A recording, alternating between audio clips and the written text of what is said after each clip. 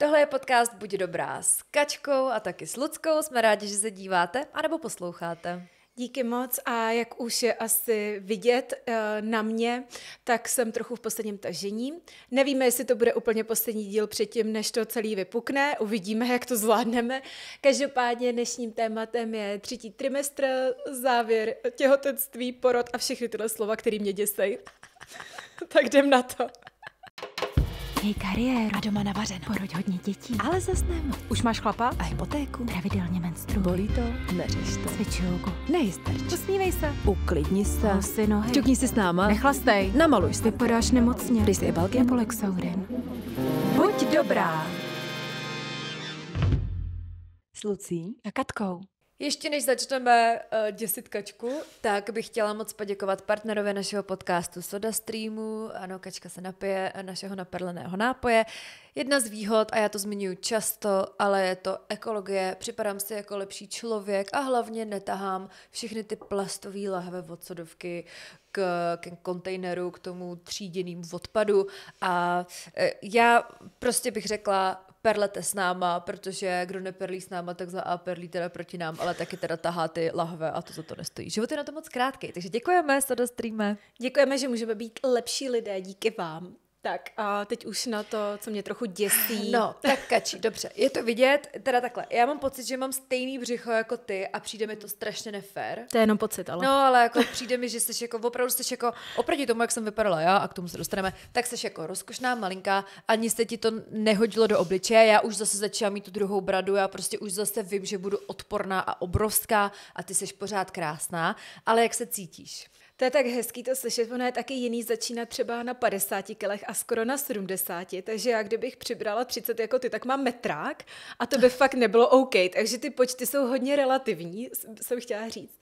A jinak, no, zbývá mi zhruba teda 4 týdny s tím, že mě pořád někdo děsí. Někdo mi říká, no já jsem rodila o 2 týdny dřív, takže to už máš za pár. Pak zase někdo přijde a řekne, ty první jdou vždycky později, to vůbec, jako na to vůbec jako nespolíhej a tohle. A já vlastně já jenom všem chci říct, já se na nic nespolíhám, ono prostě jenom to jakoby, ono to v nějaký moment přijde. No a jinak musím říct, že ten 3. trimestr je docela sešup. Že jsem si tady celou dobu seděla s tebou a kdo se na nás dívá pravidelně, tak to viděla, jak už to tak jako funělo a kynulo. A opravdu druhé lambáda, to už jsme si tady říkali, a pak najednou strmě dolů. A poznala jsem to v moment, kdy jsem začala jako hejkat, když jsem se chtěla otočit v posteli. A to jsem pochopila, že už jako začíná být fakt problém. No a pak ještě teda k té váze samozřejmě, jak už jsem říkala, je to extrémně povrchní, ale zase díky diskuzím na internetu vím, že to řeší spoustu žen.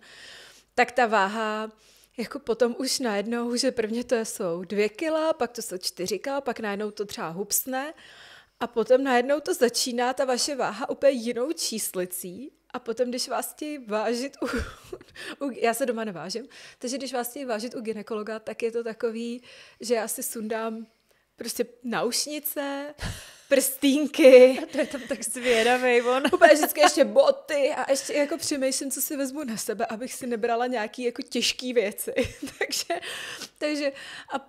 takže už jako by to vážení je takový horší, no, jako celkem. Jak jsi to měla ty? No já si pamatuju právě, že přesně s tou váhou, protože já jsem šla z nějakých asi 52 a to teda bylo málo, já jsem byla po operaci slepáku, takže jsem měla takovou tu hroznou dietu po slepáku a vlastně já jsem nebyla takhle hubená na schvál, prostě to bylo všechny ty hormony, ve mně se to všechno zkombinovalo, nebo ty účinky, jaký to na mě mělo, bylo to, že jsem byla fakt hodně hubená a já jsem šla z 52 a já vlastně nevím na kolik, protože v 82 jsem se přestala vážit a řekla jsem té sestřičce, když už jsem chodila do té poradny, já jsem rodila na Bulovce, takže chodíš do té poradny na Bulovku a tam ta sestřička říká, tak maminko, šup na váhu a já tam s tím obličejem, tak já tam stojím a říkám, ne, já už se vážit nebudu. To dítě přibírá, to dítě má 4 kila, já mám 80, já už se vážit znova nebudu. A ona na mě tak koukala a asi si vyhodnotila, že hysterickou matku, která se jí tam zhroutí, že vlastně, tak dobře, tak tam něco napsala, říká, tak já tam napíšu o kilo víc. A já jsem jako v hlavě si říkala, napište tam v oběd, ale jako napsala tam teda o kilo víc, takže nějaká moje ta porodní oficiální váha, kterou jsme nikdy nezjistili, je třeba 83 kilo. No tak si pamatuju, jak pro mě tohle bylo hrozně těžký, ale jako ne těžký v tom, já jsem se nebála, že bych to neschodila, já jsem věděla, že to je jako dočasný stav, ale teda musím říct, že mám úplně nový respekt k obézním lidem, protože celý můj život byl boj. Mě celý svět kladl odpor a pamatuju si, jak se mě Dominik ptal vždycky tak opatrně. On už ten poslední měsíc třeba fakt jenom tak našlapoval po špičkách, protože za A jsem vypadala, že ho s ním, a za B už jsem byla fakt strašně těhotná. A on říkal, hekáš, protože ti něco je, anebo jenom hekáš? A já jsem ani nevěděla, že hekám. Všechno šlo strašně stuha. Zvednout se, zavázat si boty, tak to už vůbec. To mi vázal Dominik. A měla jsem pak takový, máma mi půjčila takový svoje ugy, takže já se jenom jako nazouvala v tom lednu. Jsem se nazouvala do takových ugů velkých, pohodlných a nic jiného jsem nosit nemohla. Ale pamatuju si, že jsem, třeba když jsem se jako fakt chtěla rozejít kupředu, tak jsem se musela tak zvláštně jako rozkinklat, jako nebylo to, že zvedneš nohu a jdeš. Najednou tohle nefungovalo. Nevím, jestli tak, Kačí, ty prostě vypadáš furt krásně. Já nevím, jako máš takovýhle potíže. No, děkuju. Teď poslední dobou už začíná mít ty potíže a přesně jsem si nedávno říkala, jak to ty tlustý lidi, dělají, protože ohybat se přes to břicho je nemožný, mě to bolí. A tahat to s sebou a já jsem si ještě nějakou ambici, že budu vlastně furt jako popobíhat, ale v nějaký moment v tom 3. trimestru už jsem fakt ani jako nezvedla tu druhou nohu od země, že jde jenom chodit, protože vždycky je jedna noha jako na zemi, když chodíš, a když běžíš, tak jsou jako občas obě dvě ve vzduchu, tak teď už tohleto stádium není možný. Ale v podstatě je to jako zajímavý, protože mě všichni říkají, že jsem vlastně moc nepřibrala, buď lžou, anebo jsou hodný. Ale vlastně, a já říkám, no tak asi někdy těch 12 kilo jakoby je, že jo, a není to jenom břicho, ale vlastně mám asi oproti tobě zatím, uvidíme, co se ještě stane, výhodu, že mi to podle mě nejde moc do obličeje. A nosíš i svoje prstínky, na to teď koukám. No to já jsem od nějakého 6. měsíce a teď začínám nějaký 5., takže já třeba pravděpodobně, jestli to bude stejný těhotenství jako tém, tak já za měsíc už nebudu schopná si vzít prstínek. Tak to jsem fakt zvědavá. No já zatím nosím jako prst, ale už taky jako mi to jde. Tak moment, už o tom moc mluvíme. Teď je ten moment, kdy teda toto je můj obličej, který už se pomalu proměňuje, já už to na sobě vidím a střih a tady teď teda koukáme na obličej, to byly nějaký 3 týdny před porodem a tady mám ještě vlastně jednu fotku, to tam taky šoupnu a to je fotka z nějakých 10 dní před porodem, pak už jsem se asi nefotila, nebo mi rupla čočka, už si nemůžu vzpomenout, ale pak už snad žádný fotky svého obličeje nemám. Tak. Já chci k tomuhle jenom říct, že, jestli už jsme tady neříkala, tak na poslední měsíc úzčina těhotenství my jsme odletěli do Vietnamu na svatební cestu. A Dominik vám záviděl každý den. takže já vlastně na tebe tyhle vzpomínky vůbec nemám a ty fotky miluju, protože jsem ráda, že to je někde zaznamenaný, protože já vlastně takhle si tě vůbec nepamatuju, to prostě bylo až potom v závěru. Ale tu první jsem ukázala teď švagrovi o víkendu, byli jsme na snídani a ukázala jsem jí to, protože ona mi to nevěřila. Já říkám, hele, já už cítím, že už jsem zase takovej tvaroháč, mě už se ten obličej zase proměňuje. A ona jak proměňuje, když vypadala normálně, protože jak mě viděli pořád. A Dominik taky, ten by mi přísahal, že jsem se vůbec nezměnila a pak vidí tu fotku. No tak jsem švagrovi ukázala fotku a ona měla 5 minut záchvat, teklý slzy, nemohla mluvit a jenom jako mezi tím hejkáním říkala, promiň, já se ti nechci smát. Ale ono je to fakt úsměvný, no. Počkej, jakože Dominik se ti nesměje, chceš říct? Hele, podle mě, tím, že tuší, že se to stane znovu, tak mu vůbec do smíchu není. Komu by bylo do smíchu? Ne, protože já si pamatuju totiž moment, kdy jsme tady u vás jednou byli a pouštěli jsme si podle mě ten DVTV rozhovor a on prostě to ani nepustil, protože měl jenom záchvat z toho, jak se vypadala, ale takhle, já chci jenom říct, že podle mě se vypadala fakt krásně a pořád elegantně a prostě zbá na konci těhotenství, jakože zase jako ve finále tohle mi taky lidi říkají, co bych jako chtěla a vlastně ano, co bychom jako chtěli, prostě to k tomu jako patří a na někom se to propíše víc v obličeji, na někom víc v zadku. Ano, a musím říct jenom, že ten tvůj krásný ksichtík, na který teď koukám, takže ti ho fakt závidím a že teda se svým neodolým obličejem už se zase pomalu loučím, ale vím, že potom se budu zase ty 3 dny nebo 4 po porodu potit. Já se potila jak blázen a všechno to odešlo. Jasně. A pak si pamatuju, že snad já nevím, já jsem na sebe nějak nespěchala, protože jako poslední věc, kterou ještě bych chtěla sama sobě dělat po tom porodu, je, že bych chtěla být 10 dnů postpartum zase smrsknutá ve svých džínech, ale pamatuju si, že nějak třeba po 4 měsících jsem zapala zase svoje džíny a řekla jsem si tak, a je to asi hotový. Všechno to bylo přirozený. Doufám, Super. že ty na sebe taky nebudeš moc Ne, klást velký nároky. Budu se snažit, mě ale vlastně takový ten trend toho, že 10 dní po porodu už se holky fotějí na ty Instagramy, Ano. že jsou v pohodě, jak mi přijde Je to úplně hrozně zvrácený. toxický. A já třeba fakt vím pozadí jedné takovýhle influencerky, která je extrémně štíhlá a celý to těhotenství ona nejedla a cvičila snad 2krát denně. A ona se, no, a tohle já vím to pozadí, ale lidi ví, že se vyfotila 5 dní po porodu úplně plochá. Tak prosím vás, těhotenství by určitě neměla být výmluva k tomu začít žrát jak protržená, ale zároveň já mám teď strašnou chuť na sladký a jde mi to do toho podbradku, já to vím, ale říkám si, dobrý, kašlu na to, spokojená maminka, spokojené miminko, taky do toho prostě to roční, rok a čtvrt jako dítě, tak to fakt nepomáhá, takže já do sebe cpu ty sušenky a vím, že potom se to zase všechno vrátí zpátky. Ale dobře, že jsi řekla, že to neznamená být v těhotenství jako protržená, protože dámy, mě to řekl teda jeden muž, což jako díky, ale fakt díky. On mi řekl, že přesně, hlavně to neznamená jíst za 2, to je největší lež a to je opravdu pravda. Prostě jako bohužel to tělo si řekne, já jsem měla teda taky celý tělo, já mám teda obecně ráda sladký, ale měla jsem celý těhotenství, i teď mám chuť na sladký, ale trošku to jako fakt kontrolu, protože zase nechci úplně si říct, tak jsme 2, tak teďkon budu jako jíst všechno. To si myslím, že fakt takhle neplatí.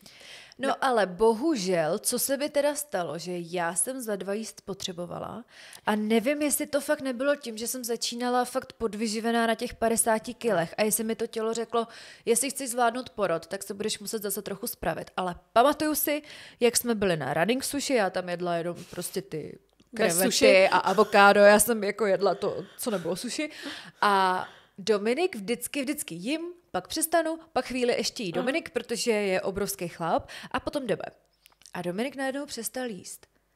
A říká, ty ještě můžeš? A já měla pocit, že jsem teprve začala a já neměla pocit sytosti.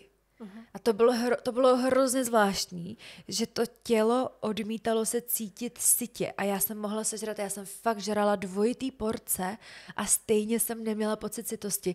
A to, ještě se k tomu zase vrátím, je hrozně těžký asi hubnout, když se necítíš sytý. To já neznám.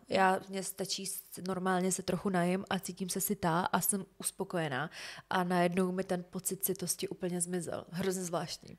To je důležitý říct, že samozřejmě holky, vy už jste tady s náma nějakou dobu, už jako třeba půl roku to podle mě je, když jsme s tímhle podcastem začali, tak všichni vnímají ten rozdíl mezi... Ani ne půl roku? Jsme pořád takový novinky, žhaví na trhu. Jsme žhaví novinky, wow, tak to jsem celý tady těhotenství prostě odnosila jako s podcastem. No, je to pravda. A pak prostě ty jsi začala vlastně hned po vlastně hrozně krátký době. Jo, já si řekla, mám podcast, píšu knížku, chodím do práce, jasně. mám dítě, těhotenství. Jasně. Nejenom chci, aby to dořekla, že vlastně ty startovní linie jsou u každého jiný. A to jsem říkala hned na začátku. U mě žádná nikdy komplikace, přirozený těhotenství, zaplať pambu za to a zároveň říkám, když začínáte skoro na 70, tak přibrat 30 je fakt jakoby blbý, takže ono to vidíte v těch tabulkách, co si normálně najdete na netu. No, ale já chci ještě otevřít jedno téma, protože pro mě, jak se to blíží, tak já se snažím si říkat, na co se jako nejvíc těším, až to jako bude, krom teda toho miminka, ale vlastně jako co se týká mě. A úplně si vždycky říkám, já se tak těším, až si prostě dám jakoby to víno. A přitom já vlastně moc nepiju, ale teď mám jako hroznou chuť si jako úplně ovínit jako hlavu. Ono je to i určitě tím, jak je to zakázaný. No asi jo, jakože mám pocit, že já mám najednou pocit, že prostě jakmile to půjde, takže fakt si úplně dám nějaký červený a že to bude vynikající a že se úplně uvolním a přitom, když tu možnost jsem měla, tak jsem ji zase tak často nevyužívala. Tak, to je tím, že to je zakázaný, ale taky si pamatuju, že hned po návratu z porodnice první jídlo bylo sushi. To bylo skvělé, to jsem si narvala to nigiri do hlavy, to bylo perfektní. Teď teda mám strašnou chuť na paštiku celou dobu, takže já jenom se těším, až v porodnici mi přesně donesou takový to, ježiš, to se těším, co ty na to budeš říkat, protože strava pro kojící matky po porodu, to není jako ovoce a zelenina, to je chleba s chlebem a s rohlíkem, ale často tam bývá ta paštika, takže na to se velmi těším, až mi donesou. No a vlastně to víno, tak ty pak kojíš, nějakou dobu se třeba i hojíš, tak na to úplně nemáš pomyšlení, ale pamatuju si, že mi pak fakt stačilo a přesně nakojíš a víš, že máš ty 3 hodiny, kdy se můžeš trochu urvat z řetězu a dáš si, nebo aspoň tak jsem to měla já, dala jsem si jedno prosecco, byla jsem úplně zduděná a bála jsem se za ty 3 hodiny kojit. Takže uvidíš, jak to budeš mít, ale ono pak člověk toho moc úplně nevypije. Ne, já vím, že to pak tak nebude, ale teď mám prostě pocit, že se potřebuju na něco těšit. Paštiku jsem teda jedla asi celý těhotenství, ale to jako ne nějak moc, ale nevěděla jsem, že ani se to nesmí. Já to jedla celý první trimestr a pak mi to někdo řekl. Ale dítě žije, no, tak snad dobrý. A jinak... Pardon, ještě mě jenom napadá. Tohle, jak teď říkáš, teď je nějaký trend na Instagramu, který jsem zaznamenala a hrozně mě rozčílel. Influencerky, které jsou zrovna těhotný, tam říkají, co je všechno zakázaný, ale co oni dělají. Takže tam je...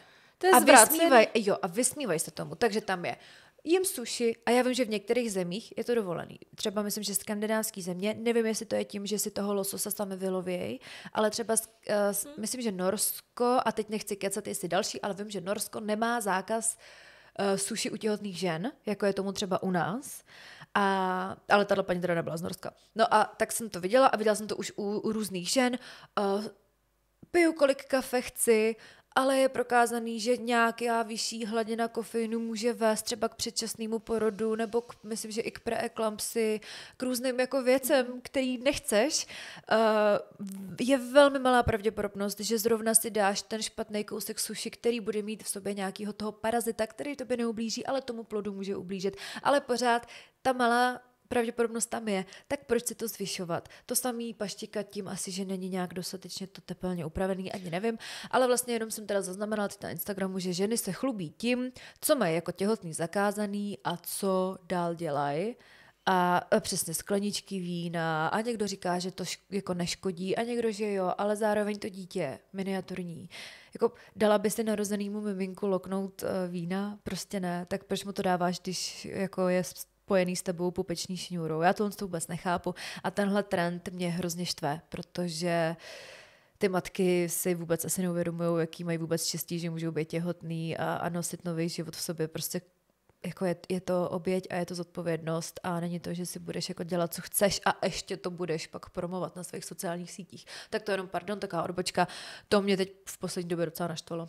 To chápu. Já vlastně si myslím, že rozumím všechno, že zase třeba když ta máma je zdravá nebo ta žena a to dítě se vyvíjí dobře, jako třeba to mám díky bohu já, tak vlastně jsem necítila nějaký velký omezení, co se týče cvičení nebo tak, ale oslý můstek, v podstatě, já si nic obsedantně, kompulzivně negooglím, protože mi to nedělá dobře.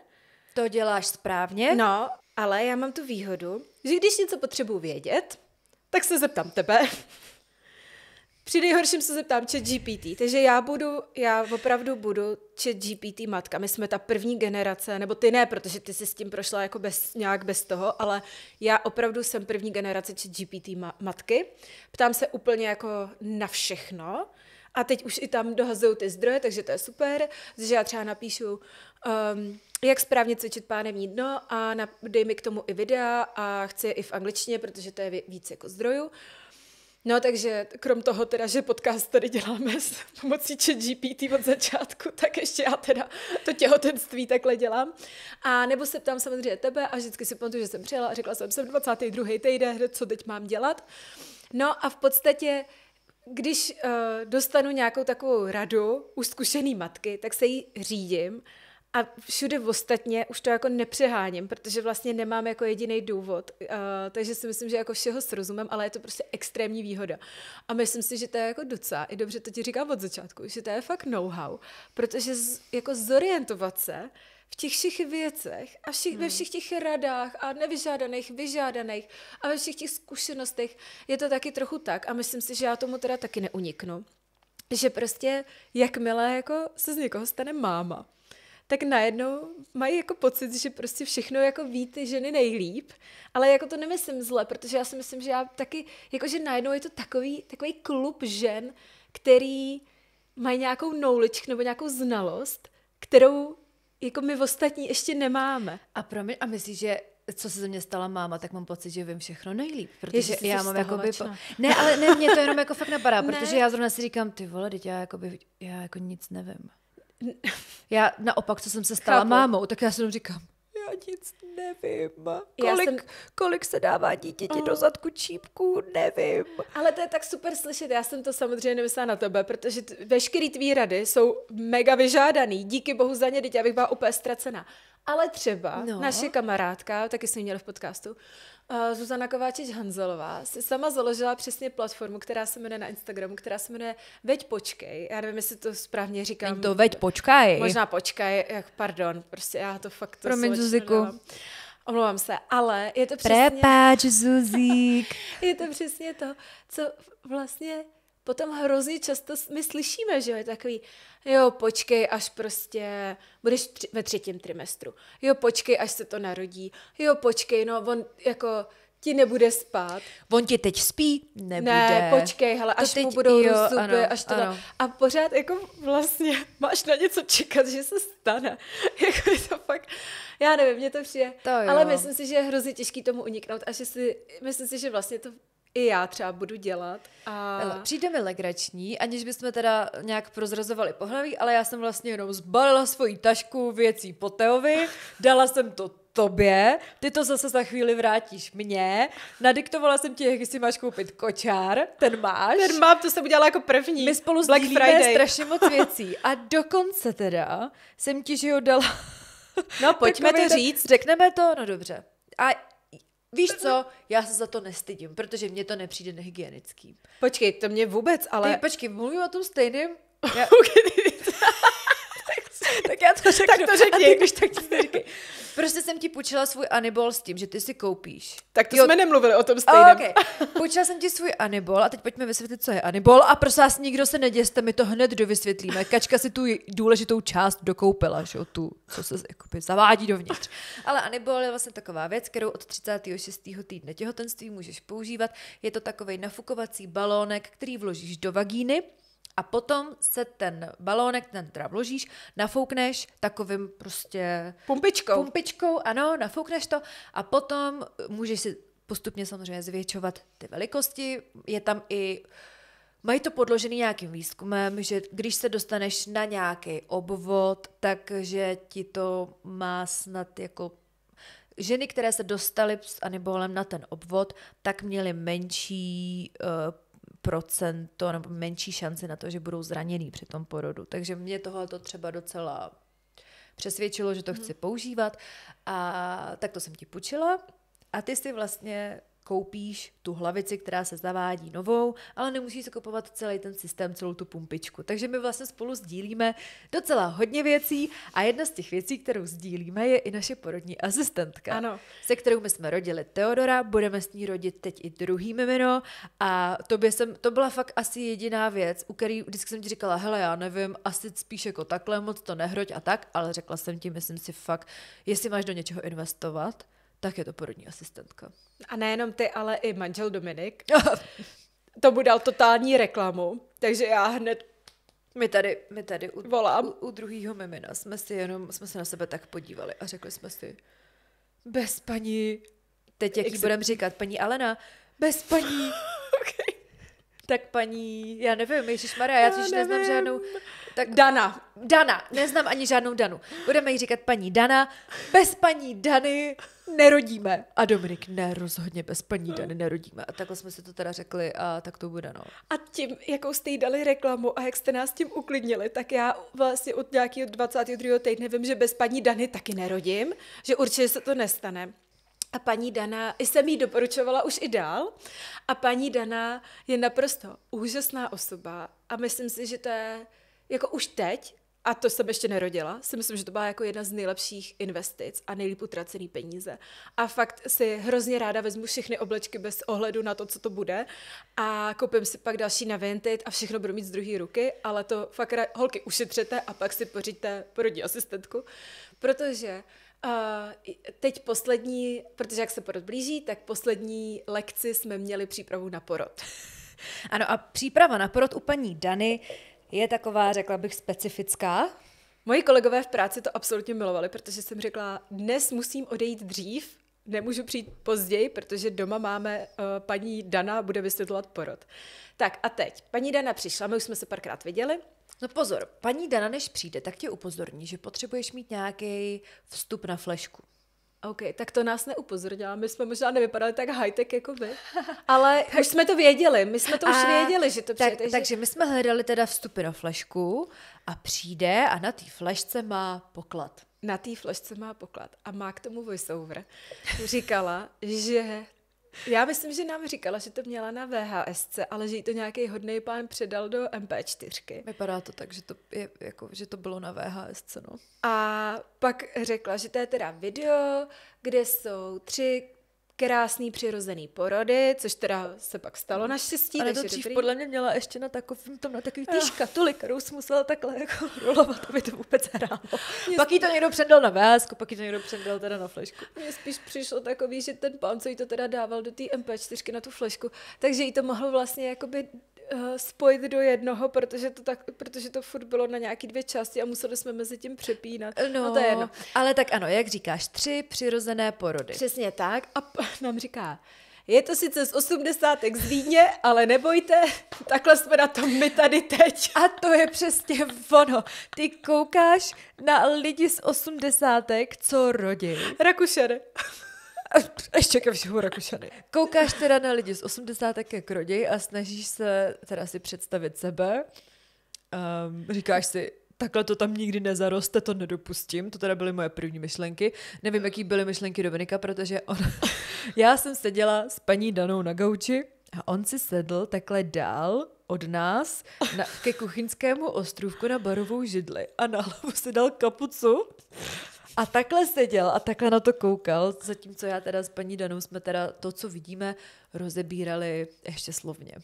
No a teď mi řekni, ty tou IVF cestou si zažila x zákroku, x jako nepříjemností, úplně odhalení v podstatě jako celého těla, ale viděla jsi někdy porod takhle na videu? Já mám pocit, že jo. OK, tak já ne. Já jsem byla úplně nepopsaný list. No a co jsi na to teda říkala? A vlastně jsem ani nevěděla, jestli to chci vidět, protože jsem si říkala, že jako já tam vlastně pak dolů neuvidím, že jo, takže vlastně si je tak potřeba to vidět. Já jsem byla strašně ráda, že to ukázala, protože byla jsem fakt strašně ráda, protože to fakt byly hezký, nekomplikovaný, přirozený porody a aspoň jsem si řekla, tak to nejmenší, co jsem mohla udělat jako přípravu, je podívat se, jak to nekomplikovaně může probíhat. Vyvolávalo to ve mně strašně moc emocí. Na začátku jsem se přesně chtěla strašně smát, protože byly zarostlí a měly tam ty knírky a bylo to fakt celý takový divný.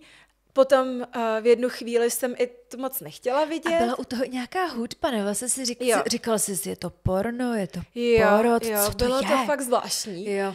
A potom jsem i se rozbrečela ve finále. Fakt, jo? Že si myslím, já moc nevím co, protože jsem v jeden ten moment měla strašně moc emocí a myslím si, že to bylo, že mě to dojalo, když se to jako povedlo a najednou ten človíček tam byl a já opět jsem tam jenom seděla a brečela se a vůbec jsem nevěděla, co s tím mám dělat. A Milan teda tentokrát seděl ale ten teda seděl vedle mě a byl opravdu tím zaujat. A pořádně to studoval, takže ten neměl kapucu, ale taky to bylo poprvé, co to viděl a pak to okomentoval slovy jenom Můj úkol je jasný. Já budu u hlavy. Hele, chtěla bych říct, že to na začátku říkají všichni. Ano.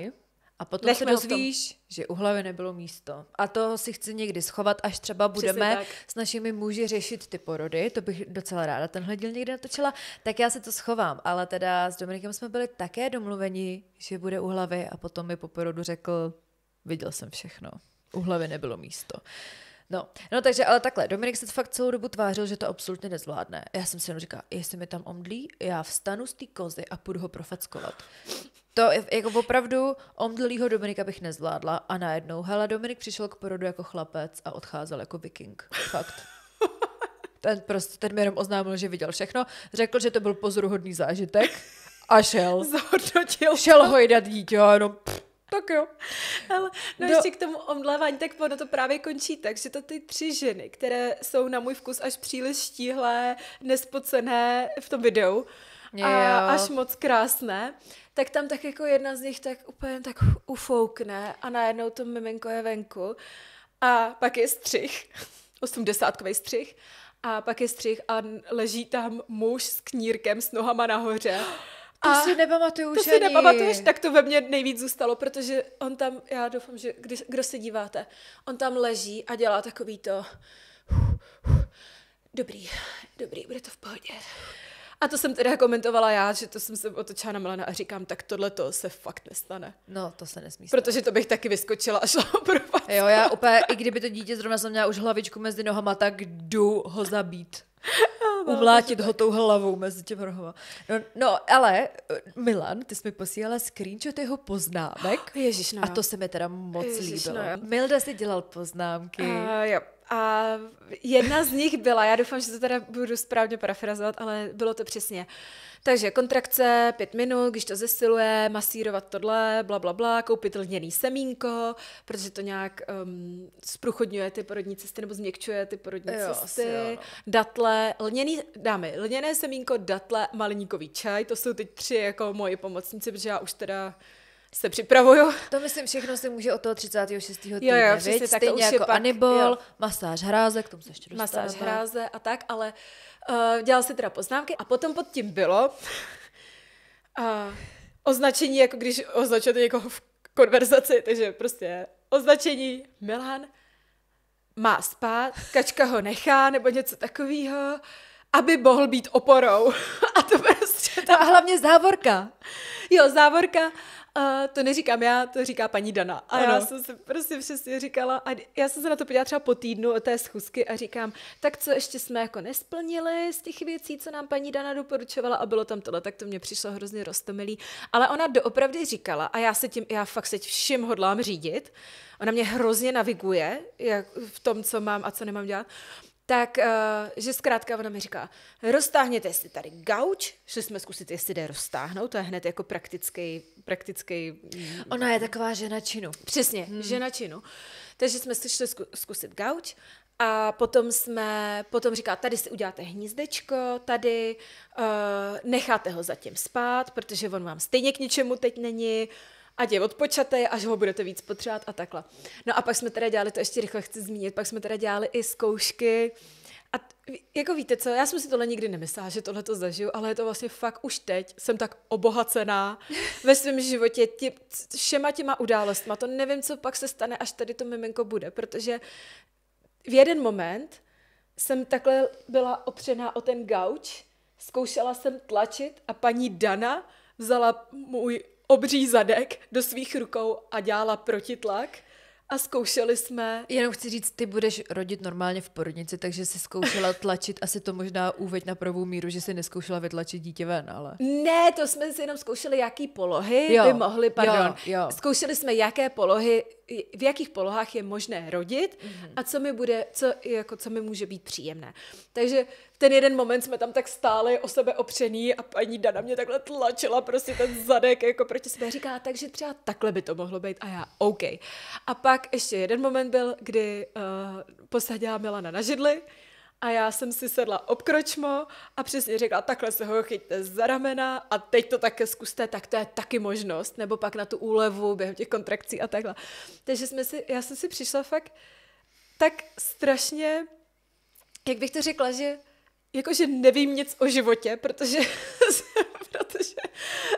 by mě prostě nenapadlo ho tam takhle, my jsme tam byli jak úplný no prostě neználkové, kteří jako vůbec neví, co se sebou a paní Dana nás tam pěkně hezky srovnala, takže super. No hele, já vůbec nechci fakt se dostávat k tomu samotnému porodu, ať taky máme o čem mluvit příště, bude. Ale paní Dana, fakt, já jsem se rozhodla, že ji budu poslouchat na slovo a taky jsem si teda myslela, jestli třeba nebudu mít nějaký svoje mateřský, ženský instinkty. Zjistila jsem, že nemám žádnej. Okay. Já si třeba myslela, když jsem se na ten porod připravovala, že možná budu chtít rodit na všech 4. Že třeba je to jako za mě, jsem to viděla jako nejpřirozenější polohu. Já mám takovej trochu vlastně odpor k těm kozám a k tomu, jak vlastně ty muži doktoři si tě tam štelujou, i když je to vlastně úplně nepřirozený.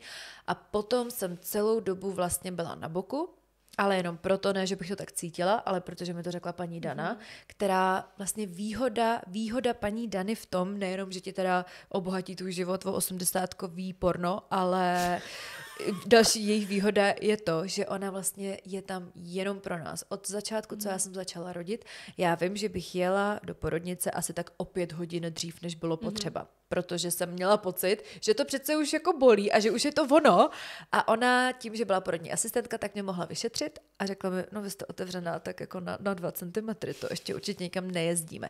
Takže my jsme strávili tu předporodní přípravu tím, že jsem byla střídavě ve vaně, ona se mnou prožívala každou kontrakci. Ona fakt, já nevím, podle mě za těch asi 8 hodin, co jsme tohleto jako spolu dělali, tak ona nebyla snad ani jednou na záchodě, protože ona tam fakt byla na každou kontrakci, prodejchávala jí se mnou, radila mi, jak mám dejchat, co mám přitom, jako jaký slabiky mám vyfukovat. Vždycky to bylo lepší. To, co mi ona poradila, tak fakt pomohlo.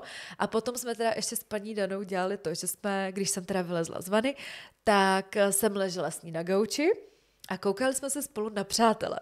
A ona to viděla snad poprvé, já nevím.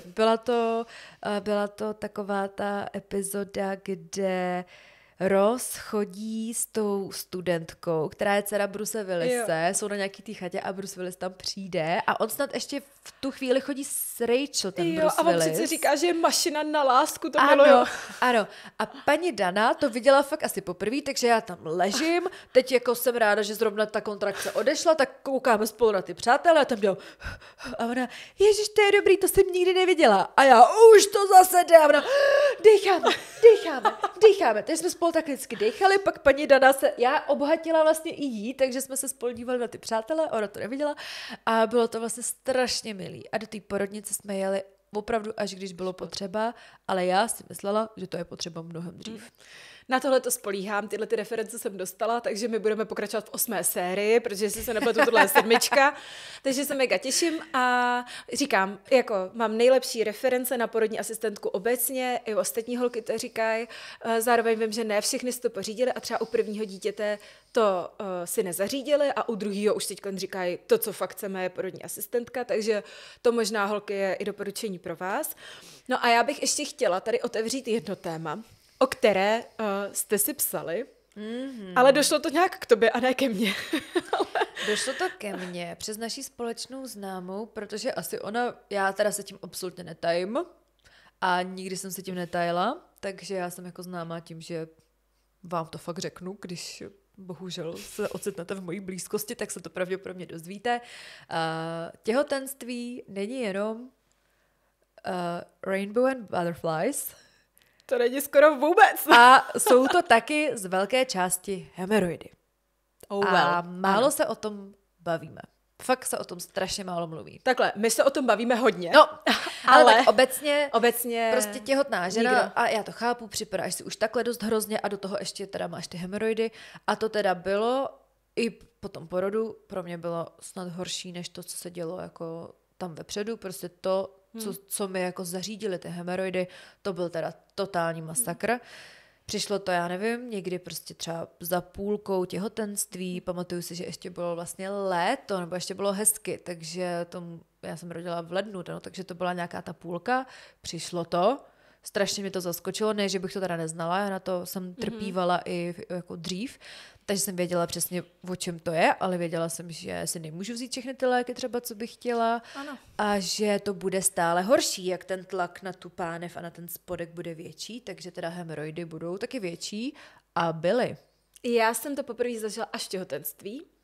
Stejně jako pálení žáhy. Vždycky někdo říkal, mě pálí žáha a já opět, co to je za pocit, jakoby prostě to vůbec neznám. Tak ani to, takže poprvé jsem měla až v těhotenství.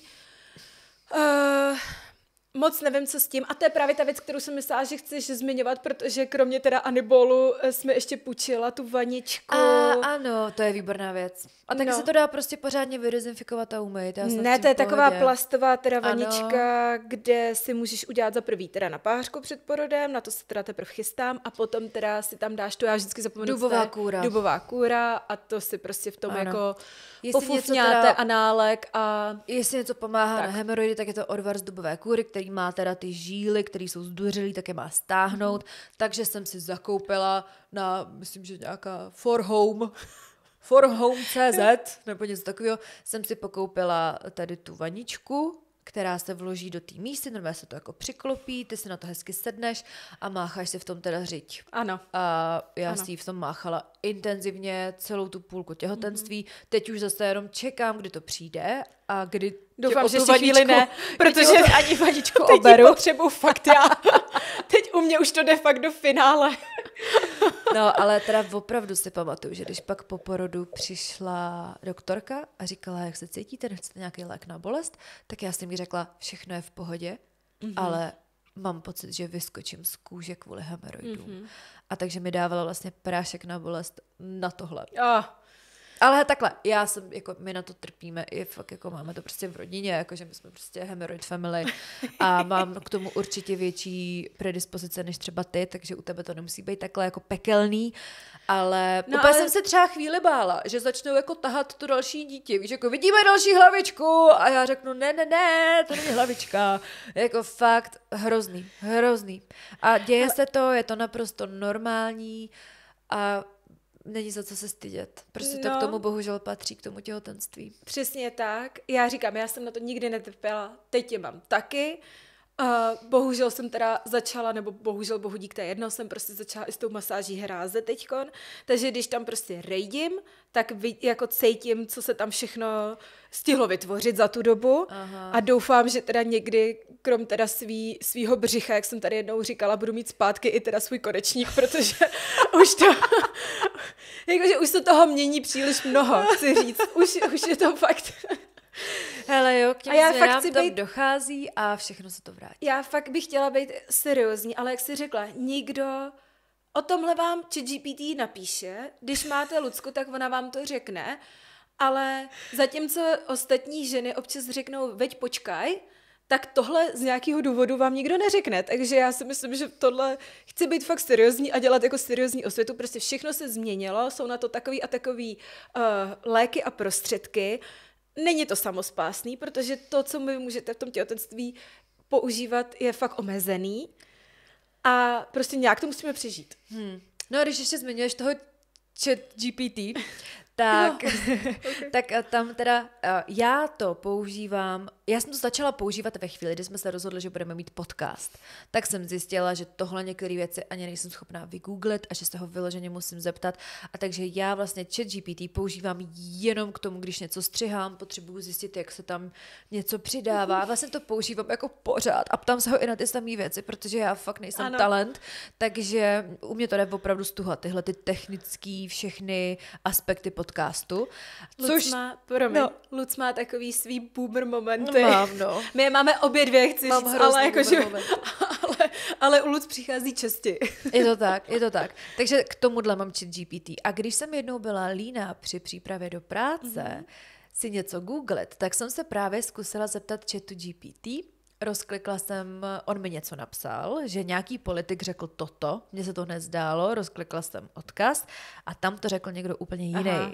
Takže k tomuhle to teda absolutně nedoporučuju. Když mi třeba moje 18letá sestřenice říkala, že už vůbec negooglí a že to používá ve škole, tak na tohle bych byla opravdu opatrná. Ale na tyhle ty věci je to super, přesně ukaž mi, jak se masíruje hráz, on ti to najde, pak teda, jakoby ty se zeptáš chatu GPT a pak jdeš ještě za mnou a potřebuješ jakoby si to se mnou zrekapitulovat, kam se přesně strká jaký prst a čím se co masíruje.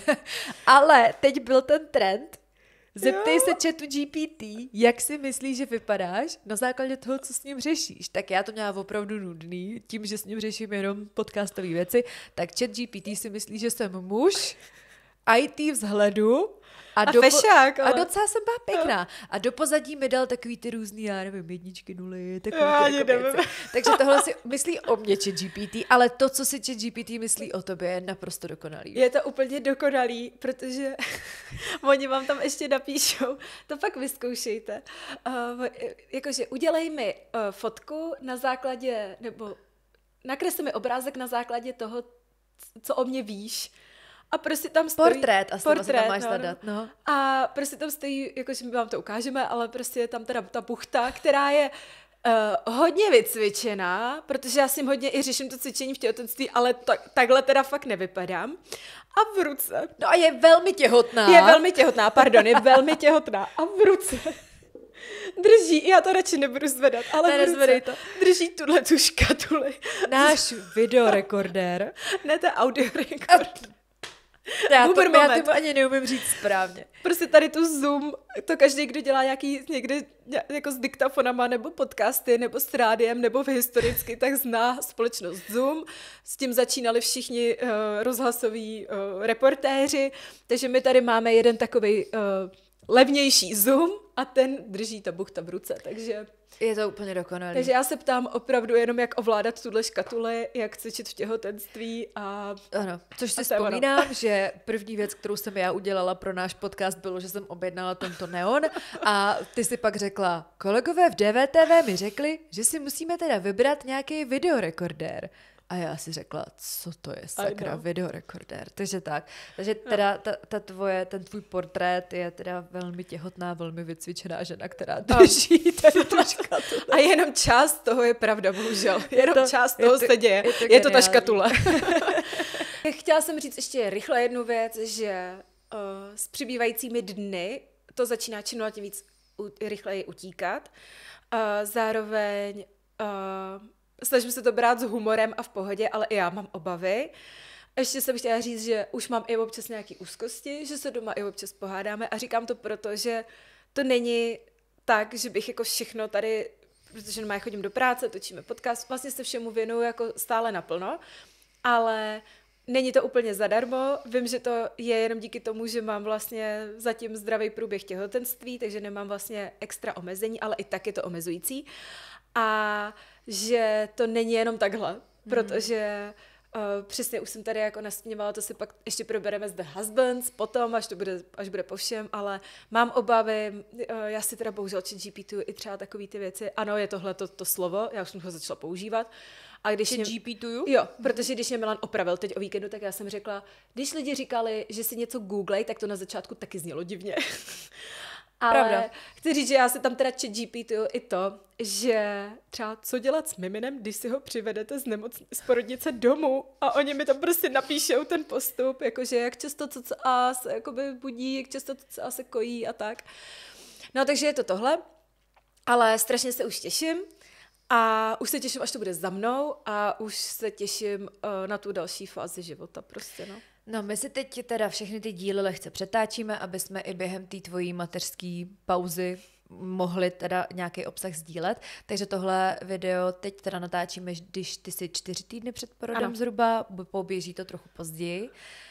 A já si teda jenom pamatuju, že ten měsíc před porodem u mě už byl o velký bolesti.